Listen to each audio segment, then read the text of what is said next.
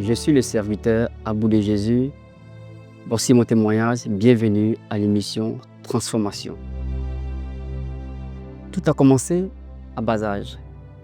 Il faut dire que j'ai pratiqué cette religion pendant plus de 22 ans. À l'âge de 2 à 3 ans, mon père m'a mis à l'école coranique. Le temps de connaître les profondeurs de l'islam, ce qui est normal. Au fil du temps, j'étais ancré dans cette religion jusqu'à ce que la guerre entre en Côte d'Ivoire en 2002. En 2002, j'avais 10 ans. Nous sommes allés en Guinée. Étant en Guinée, je suis allé trouver mon grand-père, lui qui était émusée.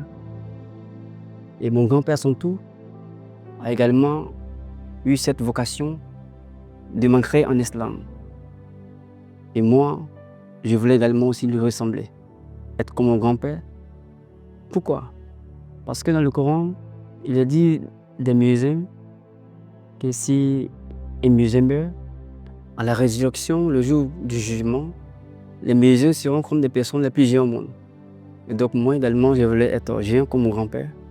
C'est ainsi que j'ai commencé à appeler la mosquée jusqu'en 2007. Et en 2007, je suis revenu à Danané, ma ville natale, continuer à appeler la mosquée. Il faut dire, ma vie a basculé au début de l'année 2011. C'est en 2011 que j'ai eu une maladie, je dirais, incurable, mais je ne savais pas. Voilà. Et je suis allé voir l'hôpital, voir ce qui n'allait pas. Le docteur m'a dit c'est juste un palu, simple. Voilà. Et sur un traitement de palu, au fil du temps, ça n'allait pas. Jusqu'en fin 2012. Et en 2012, je suis retourné encore à l'hôpital, voir un autre médecin. Et lui, à son tour, m'a dit que c'était de l'ulcère. Et il m'a mis sur un traitement de 3 mois. Mais ça n'allait pas. Et c'est ainsi que ma mère m'a appelé. Ma mère étant à Abidjan, m'a dit de venir à Abidjan. Elle va essayer de voir ce qu'elle peut faire. Je suis venu à Abidjan. Ma mère m'a conduit chez une femme guérisseuse traditionnelle. Voilà. Et elle aussi, à son tour, m'a dit que c'était palu blanc. Donc, dans le traitement, il n'y a toujours pas eu de solution. Je suis retourné à Danané. Pensant que j'allais avoir une solution, je peux vous assurer que j'ai fait une déportation de médicaments d'Abidjan à Danané. Mais j'ai un cousin là-bas qui s'est moqué de moi. Il me disait, bon, toi, tu te promènes avec des médicaments. J'ai dit, mais c'est parce que je suis malade. Il s'est moqué de moi. Nous sommes entrés dans l'année 2014. En 2014, j'avais du mal à mettre le Ramadan 2014. Et à cause de ma santé, parce que j'arrivais pas à manger, j'étais très malade. Bon, en Ramadan 2014, je suis encore allé à l'hôpital. Et cette fois-ci, je voulais faire l'examen de sang, sel, tout. Et le médecin m'a dit en question, après avoir vérifié tout et tout, il dit absolument tu n'as rien. Mais il n'arrive pas à comprendre. Il dit bon, si c'est ainsi, moi je te conseille d'aller en brousse.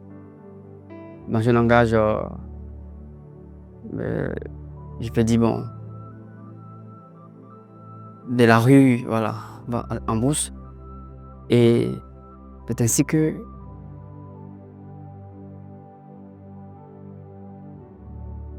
j'ai dit ok. Il y avait une de mes sœurs auprès de moi qui m'a conseillé une femme. Cette femme, elle était guérisseuse, mais en même temps marabout. Et arrivé chez cette femme, ce qui m'a un peu impacté, c'est qu'elle était musulmane. Donc ça m'a encouragé. Déjà, nous sommes venus à l'heure de la prière. Elle a stoppé tout. D'abord prié d'abord Allah. Donc ça m'a encouragé. Et une fois qu'elle avait fini, elle est revenue.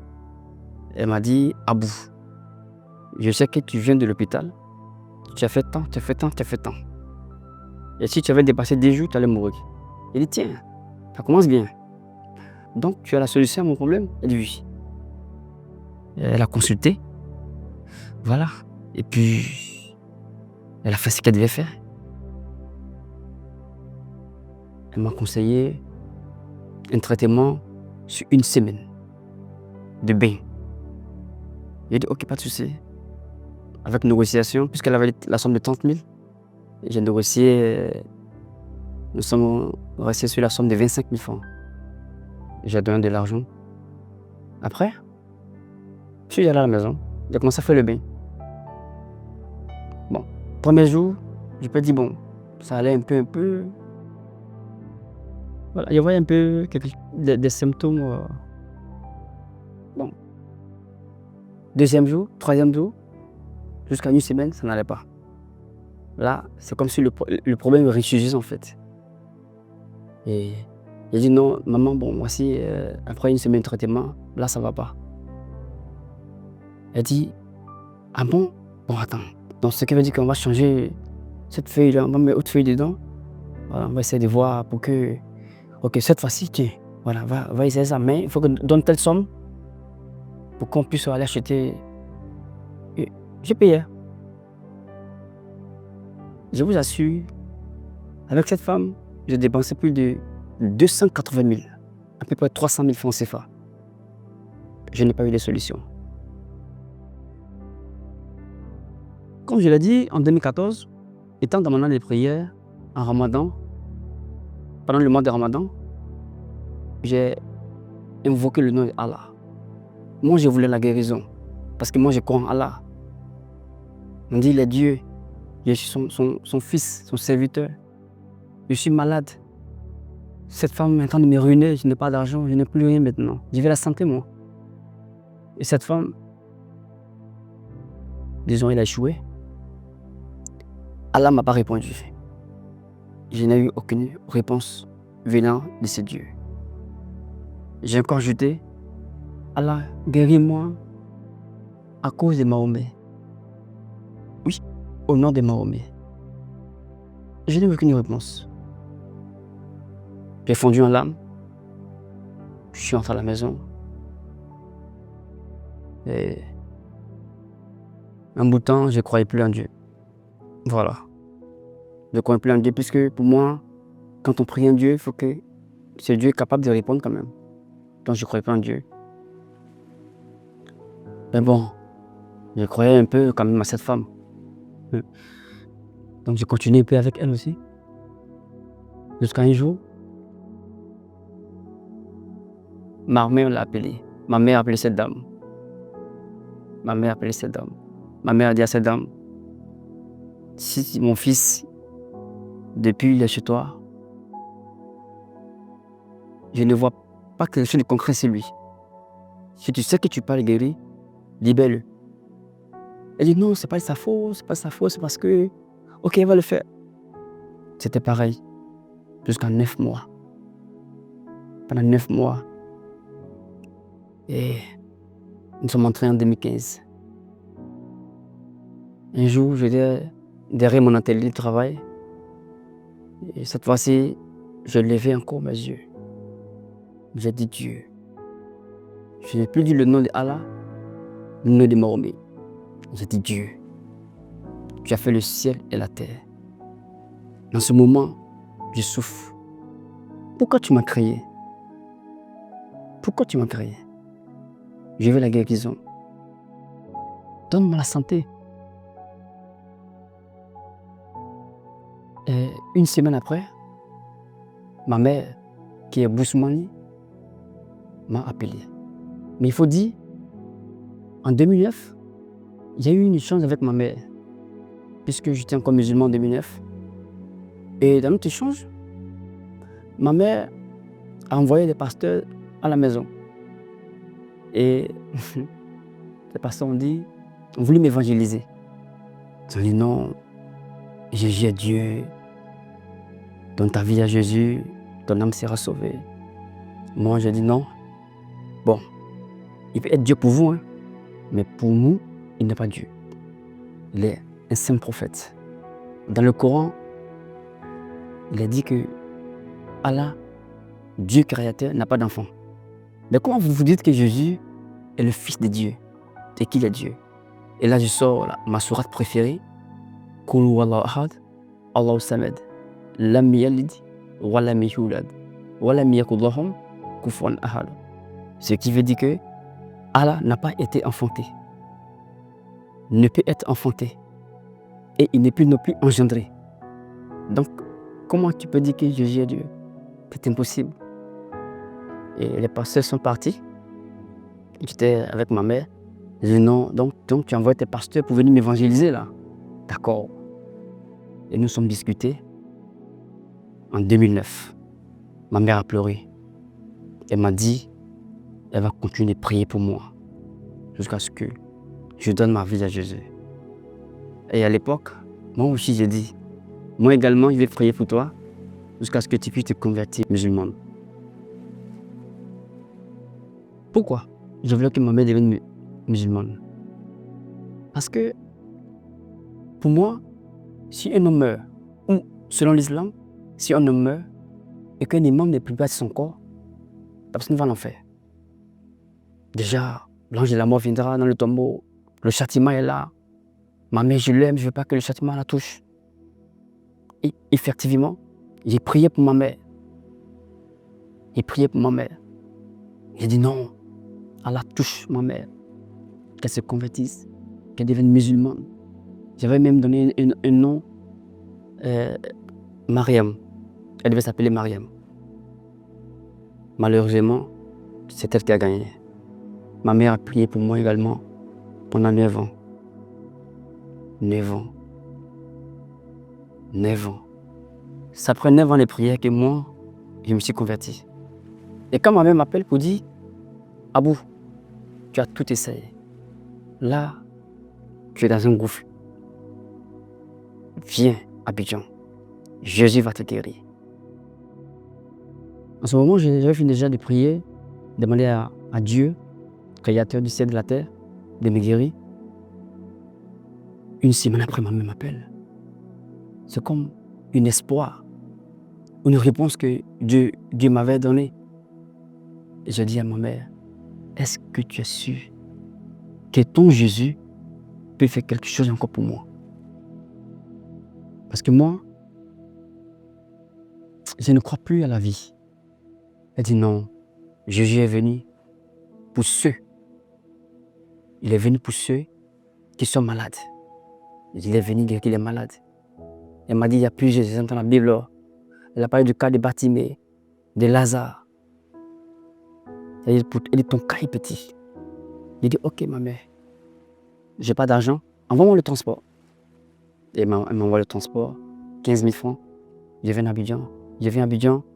Arrivé à Abidjan, ma mère me dit, bon mon fils, là on fait un deal. Si mon Jésus te guérit, est-ce que tu vas lui donner ta vie? J'ai dit, bon, là, moi d'abord je ne crois pas en Jésus. Et puis je ne crois même pas que je peux encore voir la vie. Je crois en rien en fait. Donc, s'il me guérit, est-ce que je vais lui donner ma vie? D'accord, on verra. Elle m'a dit, ok. Elle m'a pris, nous sommes allés chez un homme de Dieu, dont je tais le nom. Et l'homme de Dieu m'a également dit que Jésus va te guérir. Mais puisque j'avais un problème de ventre, je n'arrivais pas à manger tout et tout. Et il a prié de manière prophétique sur quelque chose qu'on pouvait se puriger avec. Et je l'ai fait. Et quand je l'ai fait, il y a quelque chose qui se fait dans mon ventre comme serpent. Voilà. Serpent. Parce que quand j'ai mangé la nourriture, je voyais quelque chose qui venait jusqu'ici. Ou souvent ça fait comme si ça remontait. Ça venait vers ma poitrine. Donc je me disais que c'était quelque chose de normal. Et quand j'ai fait cela, il y a un serpent qui est sorti 10 jours après. Le temps de mais ça sentait très mauvais. Très mauvais. J'avais même filmé ça, mais bon, mon téléphone est perdu à l'époque. Et donc j'étais véritablement décomposé. Et c'est comme ça que la santé a commencé. Jusqu'à un moment donné, où véritablement j'avais en tout cas la santé, différent de mon passé. J'avais commencé à en tout cas avoir de l'espoir à ma vie, à croire que je pouvais vivre après des années de souffrance. Mais là, j'ai pas donné ma vie à Jésus sur le champ. Il y a eu des temps, il y a eu 3 ans, 2 à 3 ans, j'étais entre guillemets devenu un athée. Bon, pas athée, hein. Bon, t'inquiète pas, je ne partais pas à l'église, je ne partais pas à la mosquée. Mais comme je l'ai dit, la guérison, c'est pas passé immédiatement. Voilà. Et donc, ça a pris juste un peu de temps. Et dans ce temps, le Seigneur Jésus, un jour, j'étais arrêté au balcon. Et il m'a parlé de manière audible en m'appelant par mon nom la première fois. Il dit, Abou, je vais te guérir. Cette voix, je ne l'ai jamais oubliée jusqu'à aujourd'hui.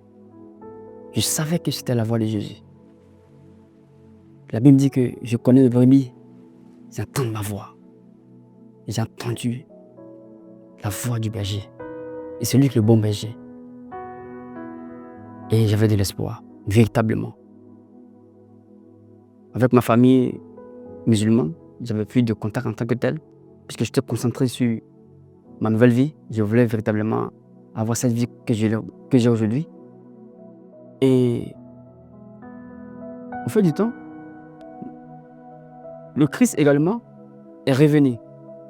Là, c'était une deuxième fois. Mais pourquoi il est revenu? Parce qu'il s'est rendu compte que le travail qu'il a fait était en train de se bafouiller en fait. J'avais commencé à être un fan de DJ Arafat à l'époque. Malheureusement pour moi, bon, voilà, c'est la jeunesse quoi. Et le Seigneur est venu à 5 h du matin. Il m'a réveillé et m'a dit, Abou, qu'est-ce que tu fais derrière Arafat? Qu'est-ce que tu fais derrière Arafat? Moi, je te guéris et tu penses ça pour aller derrière Arafat? À partir de cet instant maintenant, fais un choix entre moi et DJ Arafat. Fais un choix entre moi et DJ Arafat. Et j'ai dit, Seigneur, j'ai été choisi. Il m'a dit, donc à compter de maintenant, prends la Bible, ma parole, lis jusqu'à ce que tu me connaisses. Voici comment j'ai commencé à être ancré dans la foi. Mais j'étais encore dans l'anonymat. J'étais dans le secret. Je n'étais pas encore sur le réseau. Je voulais véritablement connaître Jésus comme il a dit. Pendant 3 ans, j'ai médité la Bible. J'étais à la richesse du Seigneur. Avant les 3 ans, en 2018, je me suis baptisé rapidement. Parce que Christ m'avait parlé rapidement, j'ai renoncé à tout. Voilà. Et les 3 années qui ont suivi, le Christ s'est encore révélé à moi. Là, cette fois-ci, il a mis... cette fois-ci, il a mis sa main gauche sur mon épaule gauche. Et il m'a donné un baiser par là. Bon, je voulais me retenir pour le voir. Bon, ça n'a pas été possible. Mais j'ai su qu'il était revenu encore une 3e fois pour me dire qu'il m'aimait. Alors, c'est ainsi que ça a commencé. La foi. La Bible dit que celui qui aura honte de moi, j'aurai honte de lui également. J'ai commencé maintenant à m'afficher. La première fois que j'ai dit que j'étais devenu chrétien, Waouh! Les gens ont commencé à commenter, à me maudire. Toi, tu es cafri. Toi, tu es comme ça. J'ai beaucoup de cousins qui m'ont banni automatiquement, jusqu'aujourd'hui, parce que j'avais affiché ma foi. Mais d'autres, par contre, sont entrés en inbox, qui m'ont demandé, mais il y a eu quoi? Pourquoi tu te convertis? J'expliquais à d'autres personnes qui me comprenaient. Mais par contre, d'autres avaient de la haine contre moi, jusqu'aujourd'hui. C'était la persécution. C'était pas facile pour moi de surmonter tout cela dans mes pensées. Voir des personnes qui t'aimaient te rejeter aujourd'hui à cause d'une religion. À cause d'une religion. Je me dis, mais est-ce que Dieu a d'abord créé la religion avant les hommes ou Dieu a créé les hommes avant la religion? J'ai été bouleversé. J'ai traversé beaucoup de périodes difficiles dans le rejet jusqu'à ce que le Seigneur lui-même me fortifie. Il m'a dit, mon fils, même si ton père, ta mère t'abandonnent, moi je suis avec toi. Je suis le chemin, je suis la vérité et je suis la vie. Aujourd'hui, j'ai pris ce nom en bout de Jésus parce que j'ai été rejeté de l'autre côté. Alors l'autre côté, j'ai dit non, maintenant c'est Abou qui appartient à Jésus. J'ai dit maintenant je m'appelle Abou de Jésus. Ce qui veut dire Abou qui appartient totalement à Jésus. Voilà. Aujourd'hui, je suis très fier. Et d'ailleurs, je prêche à beaucoup de musulmans. Et c'est mon désir. Parce qu'il faut dire que la religion est comme un voile. Jésus a rencontré la femme samaritaine au puits. Elle pensait adorer Dieu comme elle voulait. Mais Jésus a dit non. Vous adorez ce que vous ne connaissez pas. En effet, nous aussi également, on pensait adorer un Dieu qui était le créateur du ciel et de la terre. Et quand on se rend compte, mais attends, tout ce temps, on a perdu ce temps cherchant un Dieu alors que le chemin de la vérité était devant nous. Voilà comment aujourd'hui, j'embrasse la foi chrétienne. Et je me dis non, c'est une opportunité pour moi d'évangéliser, de gagner les âmes. Parce que je n'ai pas peur de celui qui peut tuer mon corps, mais qui peut refaire mon âme. Par contre, celui-là même qui peut amener mon âme dans la guienne, également mon corps, il s'appelle Jésus. Je me suis livré à lui totalement. Ma vie sur terre, c'est pour sa cause. Voici mon témoignage.